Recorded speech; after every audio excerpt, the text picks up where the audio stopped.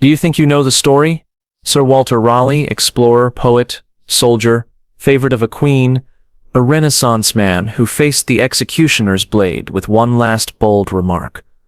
But the real cruelty wasn't in the swing of the axe. It was in the 13 long years it took to finally fall. His death wasn't about one sad morning on the scaffold. It was a slow-motion political killing staged by a fearful king, driven by foreign gold, and sealed with the blood of his own son.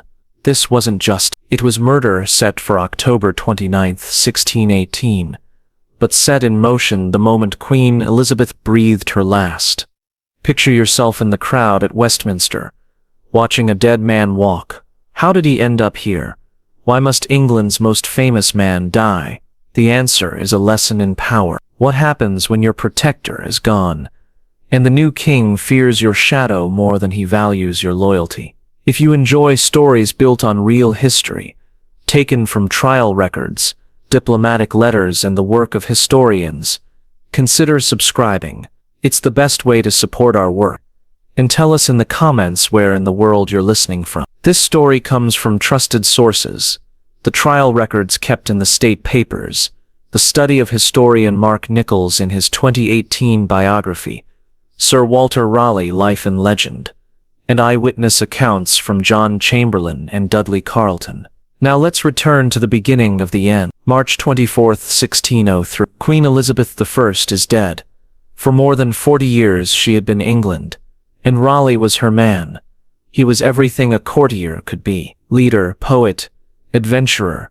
He held rich rights over wine, cloth, and tin. He was captain of the Queen's Guard, warden of the Stannaries, governor of Jersey.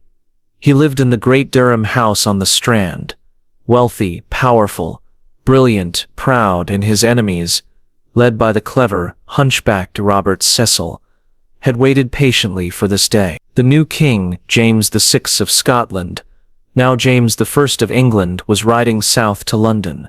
James was a very different man. A scholar, yes, but full of doubts, afraid of plots, eager for peace with England's old enemy, Spain. Raleigh was everything he mistrusted. A boastful war hero, loved by the people, openly anti-Spanish, and a leftover from the old Queen's court. Within weeks, the axe began to fall, not on his neck but on his life. In May 1603, James removed Raleigh's captaincy of the Guard, a crushing personal blow. Soon after, he took away his wine monopoly, the core of his income. Finally, Durham House was seized and handed to a bishop. The Queen's favorite was suddenly homeless, jobless, and cast aside. But Cecil wasn't finished. Pushing Raleigh into the shadows wasn't enough. He needed him destroyed. The weapon would be a supposed conspiracy, a flimsy plot known as the main plot. The charge was treason. The government claimed Raleigh had conspired with his friend, Lord Cobham, to overthrow King James and place Lady Arabella Stuart, James's cousin, on the throne. And who was behind it all? In exchange for religious tolerance for English Catholics, Spain would bankroll the conspirators. The Crown's star witness was Cobham himself, a weak, nervous man, interrogated without counsel, frightened into signing a confession. That confession named Raleigh, and that was all they had, the word of one terrified man. From his cell in the Tower, Cobham would soon retract the entire story. November 17, 1603, the trial was moved from London to Winchester to escape the plague. The great hall of Winchester Castle was packed with spectators. Raleigh was led in before a commission of judges, a jury primed to convict, and a prosecutor who despised him. That prosecutor was Edward Coke, the Attorney General. Brilliant, but cruel. A man who turned trials into blood sport. What followed was a legal farce. By law, the accused could not call witnesses, could not have a lawyer, and most crucially, could not confront their accuser. Raleigh begged again and again, "Bring my accuser into this court, let him stand before me and speak." The judges refused. Coke launched his attack, not with evidence, but with venom. "You are a monster," he spat. "You have the face of an Englishman, but the heart of a Spaniard." He branded Raleigh the most vile and execrable traitor that ever lived. Raleigh, calm and eloquent, defended himself with astonishing skill. He dissected the one piece of so-called evidence, Cobham's shaky, retracted confession. He pointed out the absurdities, the contradiction. He reminded the court that Cobham had even smuggled out a letter clearing him completely. "I protest before God and his angels, I never had any talk with you of treason." Coke countered with yet another statement from Cobham, conveniently reaffirming the accusation, almost certainly wrung from him under fresh pressure. The entire case rested on scraps of paper from a man not even present in the courtroom. For hours, Raleigh argued, his logic sharp, his words compelling. Spectators who had come expecting to sneer at his arrogance found themselves swayed, even admiring him. By the end he had turned contempt into sympathy, but it made no difference. The verdict was predetermined. The jury took just 15 minutes. Guilty. The Lord Chief Justice delivered the sentence, the full gruesome penalty for treason. He would be hanged but cut down alive, his entrails and genitals torn out and burned before his eyes. Then he would be beheaded, his body quartered, the pieces displayed at the king's pleasure. Raleigh, hero of Cadiz, darling of Elizabeth, listened in silence. The date was set, but King James hesitated to execute the last great Elizabethan, still admired by the people, on such flimsy evidence, was too dangerous. Days before the axe was to fall, Raleigh's sentence was suspended. Not overturned, suspended. He was led to the Tower of London to wait. He was 51 years old, and he would wait there for the next 13 years. The Tower was no dungeon pit for a man of his rank. He was given decent chambers. His wife Bess and their son Wat were allowed to live with him for several years. Another son, Caro, was even born there in He had books, visitors, and a small shed with a furnace for his chemical and alchemical experiments. He brewed cordials and distilled spirits, and Raleigh turned his prison into a study and embarked on his most ambitious project yet, a history of the world spanning from creation to his own time. Published in 1614, it was a monumental achievement and a thinly veiled critique of monarchy itself, drawing parallels between ancient tyrants and James's court. The king was furious, tried to suppress it, but the book was a sensation. From behind bars, Raleigh remained a figure of influence, a ghost from a prouder age. But 13 years is a long time. His health faltered, his wealth was gone, his estates were given to the king's favorites. He grew old, overshadowed by a new generation. He needed an escape, and he had one last desperate card to play. A legend. A city of gold, El Dorado. For years, Raleigh had been haunted by a dream. A city of gold hidden deep in the jungles of Guyana, El Dorado. He had chased it before. In 1595, he led an expedition up the Orinoco River, convinced that riches beyond imagination lay waiting in the South American interior. He returned with stories but no treasure. Now in his 60s, after 13 long years in the Tower, Raleigh put forward his last gamble. He promised King James he could find a specific gold mine in Guyana, bring back unimaginable wealth, and restore England's coffers. Best of all, he swore he could do it without offending Spain, who claimed all of South America as their own. James was desperate. His treasury was bare. Spanish gold was tempting, but peace with Spain was fragile. The Spanish ambassador in London, the cunning Count of Gondomar, whispered constantly in James's ear. Gondomar insisted Raleigh must never be freed. He called him a pirate, a heretic, a man of blood. The king struck a compromise that was, in truth, a trap. Raleigh would be released to lead the expedition, but with impossible conditions. He must not, under pain of death, harm any Spanish subject, and to ensure Raleigh could not simply turn pirate and vanish, James did not pardon him. The old death sentence of 1603 still hung over his head. If Raleigh failed, if he provoked Spain in any way, the king could revive it. To make matters worse, James even revealed Raleigh's rotten fleet size to Gondomar, who wasted no time sending warnings to Spanish colonies in the New World. Raleigh was walking straight into an ambush, and he knew it. Everyone knew it. but it was his final chance. June 1617, Raleigh, now 65, set sail from Plymouth with a fleet of 14 ships. He was frail, worn by age and years of confinement. Disaster struck almost immediately. Violent storms scattered the fleet. Disease tore through the ships, killing dozens, including Raleigh's second-in-command. By the time they limped to the South American coast, the expedition was already in tatters. Raleigh himself was so ill with fever he could not stand. Too weak to lead the march inland, he remained at the river's mouth with the main fleet. He entrusted the critical mission to his most loyal captain, Lawrence Keymis, and with Keymis he sent his 23-year-old son. His final order to Keymis was desperate but clear: avoid conflict with the Spanish at all costs. Keymis led 5 ships and 400 men upriver, hacking their way through the Orinoco's treacherous bend. But instead of a golden city, they found a fortified Spanish settlement, Santo Tomé de Guayana, built specifically to block access to the interior. The Spanish had been warned. They were waiting. On the night of January 2nd, 1618, the English landed. A battle erupted in the darkness. No one knows who fired first, but the outcome was bloody. In the chaos of the assault, young Walter Raleigh was struck down. He died almost instantly. The English seized the town, but there was no gold. For 3 desperate weeks, Keymis searched the jungle. Nothing. The mine was a myth, or forever out of reach. He had failed. Worse, he had broken the king's command. By attacking the Spanish, the expedition had crossed the one forbidden line. When Keymis returned with the news, Raleigh was shattered. His beloved son was dead. The mission was a ruin, and the king's orders had been violated. Grief turned to fury. Raleigh lashed out at Keymis, his voice raw with pain. "You have undone me.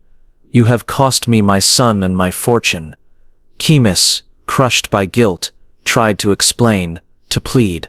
Raleigh would not hear it. He told him he would not defend him back in England. Broken, Keymis returned to his cabin. He fired a pistol into his chest. The shot only cracked a rib. Still alive, he seized a knife and drove it into his heart. The expedition collapsed into mutiny and despair. Some crews clamored to turn pirate, to hunt Spanish treasure ships. Raleigh, now a ghost of a commander, forced what remained of his men back onto their ships. They would return home. They had no choice.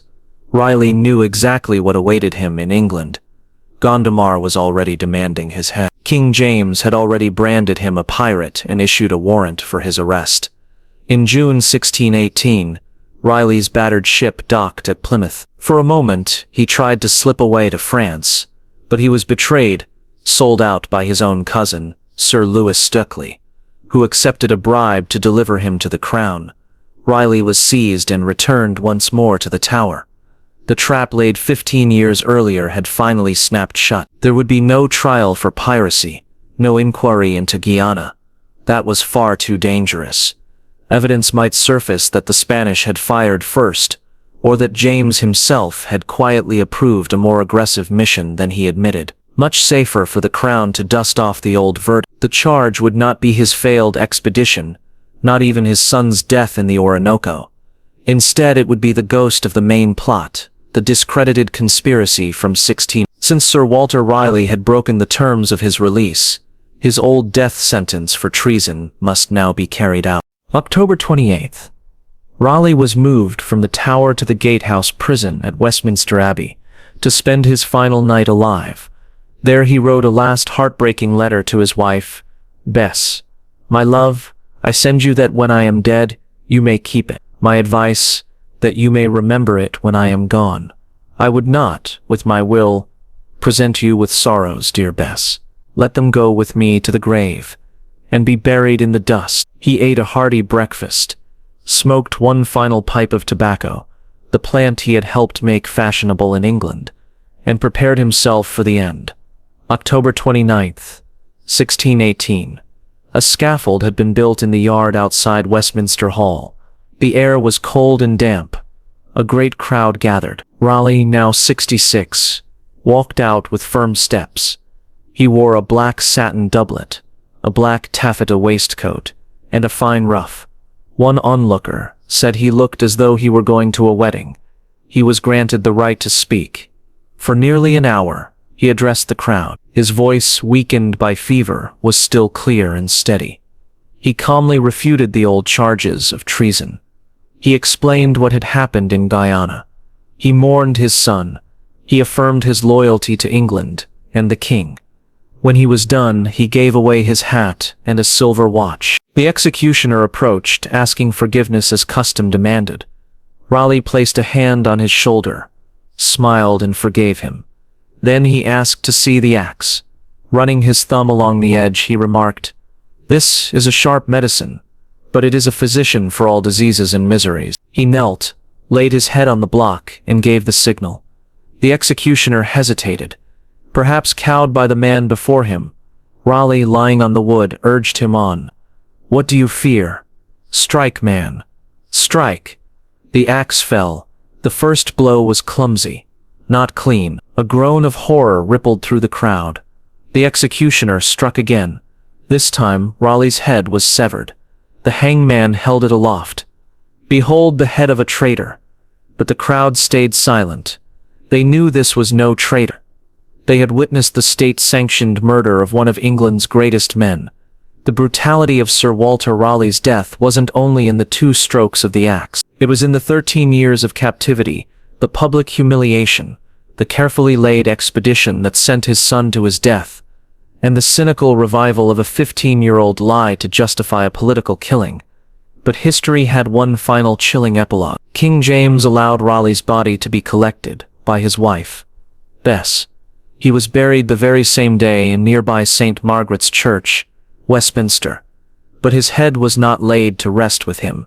By Raleigh's own request, his embalmed head was delivered to Bess. She kept it in a red leather or velvet bag, and for the next 29 years, until the day she herself died, she kept it with her always, the last silent witness to a king's betrayal. After Bess's death, the head passed to their surviving son. It was finally buried with him when he died. The state had taken Raleigh's life. His family ensured his memory endured. Why was Raleigh killed? Not for piracy, not for Guyana, not even for the alleged main plot. His death was a sacrifice to politics. King James wanted peace with Spain at any cost. Gondomar, Spain's ambassador, demanded Raleigh's blood, and so James gave it to him. By reviving a verdict already 15 years old, he avoided a messy trial, avoided the truth, and delivered the Spanish the head they wanted. It was not justice, it was convenient. For the people of England, Raleigh's execution was more than the death of a man. It was the death of an era. The last great Elizabethan had been cut down by a king who mistrusted his glory, envied his popularity, and feared his defiance. Raleigh had been soldier, sailor, poet, scientist, historian. He had fought Spain, dreamed of empires, experimented with alchemy, and penned the history of the world from his cell. He embodied the ambition, arrogance, and brilliance of Elizabeth's reign. On the scaffold, he had faced death with wit and dignity, and in the silence of the crowd after the axe fell, everyone knew they had not seen the death of a traitor, but the political murder of a great Englishman. Raleigh's story has been told and retold for centuries, sometimes as patriot, sometimes as pirate, sometimes as traitor, but his true legacy lies in the contradictions. He was brilliant and flawed, loyal and reckless, visionary and arrogant. He died a victim of politics, caught between a king desperate for peace and an empire eager for vengeance. Yet his writings, his ventures, and his legend outlived the men who condemned him. His history of the world survives suppression. His poetry is still read. His name remains bound to England's memory of adventure and ambition. Even his final words, "Strike, man, strike," echo down the centuries. Raleigh's execution was not simply a punishment. It was a performance, a calculated show of power by a nervous king, staged for a watching crowd. But the performance backfired. Instead of stamping Raleigh's memory into the dirt, it carved him into history. The axe fell, the crowd stayed silent, and in that silence, Sir Walter Raleigh lived on, an icon, a ghost, a reminder of how far kings will go to protect their crowns. If you believe history is told best through these brutal human details, consider subscribing. It's the surest way to support our work. And tell us in the comments, do you think Raleigh ever truly believed he would find El Dorado? Or was it always just a desperate gamble? Because in the end, the search for gold cost him everything. His freedom, his fortune, his son, and finally his life.